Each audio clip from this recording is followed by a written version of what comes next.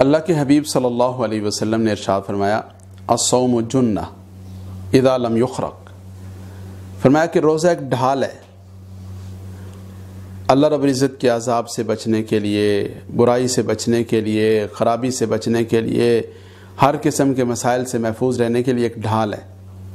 اذا لم یخرق، جب تک کہ روزے دار اس کو پھاڑ نہ ڈالے، اس کو توڑ نہ ڈالے۔ اور یہ روزے کی ڈھال کیسے ٹوٹتی ہے؟ گناہ کرنے سے ٹوٹتی ہے، اللہ رب العزت کی نافرمانی کرنے سے ٹوٹتی ہے۔ اللہ کے حبیب صلی اللہ علیہ وسلم نے ارشاد فرمایا من لم یدع قول الزور والعمل به فلیس للہ حاجہ ان یدع طعامہ وشرابہ، کہ جو شخص جھوٹی بات کو نہیں چھوڑ سکتا، جھوٹ پر عمل کو نہیں چھوڑ سکتا، گناہ کو نہیں چھوڑ سکتا، غلط کام سے باز نہیں رہ سکتا، اللہ رب العزت کو اس کے بھوکا اور پیاسا رہنے کی کوئی حاجت اور کوئی ضرورت نہیں ہے۔ اس لیے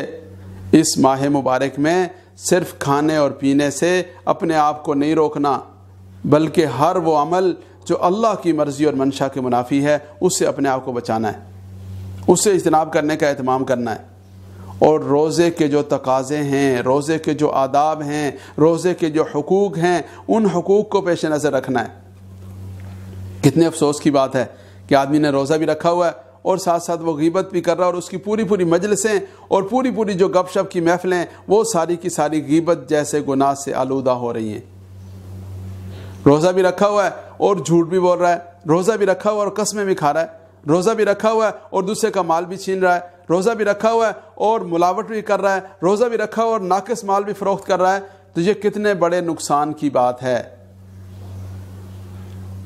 عام حالات میں بھی کسی مسلمان کو دھوکہ دینا، عام حالات میں بھی کسی کے ساتھ جھوٹ بولنا، عام حالات میں بھی کسی کے ساتھ زیادتی کرنا، یہ بہت بری بات ہے۔ لیکن روزہ رکھ کر اس کا ارتکاب کرنا یہ تو اور بڑا ظلم اور بڑی زیادتی ہو جاتی ہے۔ اس لیے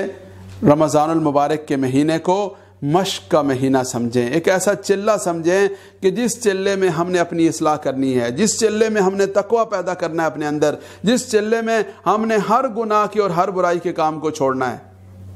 اور ہر اس کام کو خاص طور پر کہ جس کام کی وجہ سے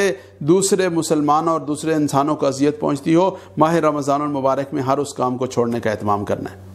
اگر ہم یہ اہتمام کر لیتے ہیں تو پھر روزے کا مقصد حاصل ہوگا، روزے کا فائدہ ہوگا، روزے کی برکات ہوں گی، روزے پر جو بشارتیں اور جو فضیلت ہے وہ اللہ رب العزت ہمیں نصیب فرمائیں گے۔ اور اگر خدا نخواستہ ہم اس کا اہتمام نہیں کرتے تو یہ فکر مندی والی بات ہے، یہ اپنا محاسبہ کرنے کی ضرورت ہے، اپنا جائزہ لینے کی ضرورت ہے کہ کہیں ایسا تو نہیں کہ ہم اپنے روزے کی ڈھال کو از خود تو نہیں توڑ رہے، کہیں ایسا تو نہیں کہ ہم ان لوگوں میں شامل تو نہیں ہو رہے کہ جن کے بھوکا پیاسا رہنے کی اللہ رب العزت کو کوئی ضرورت نہیں ہے۔ ہمیں اپنے کردار و عمل کا، اپنے شب و روز کا، اپنے معمولات کا، اپنے معاملات کا، ہر ایک چیز کا جائزہ لینا ہے اور ہر ایک چیز کی اصلاح کرنی ہے۔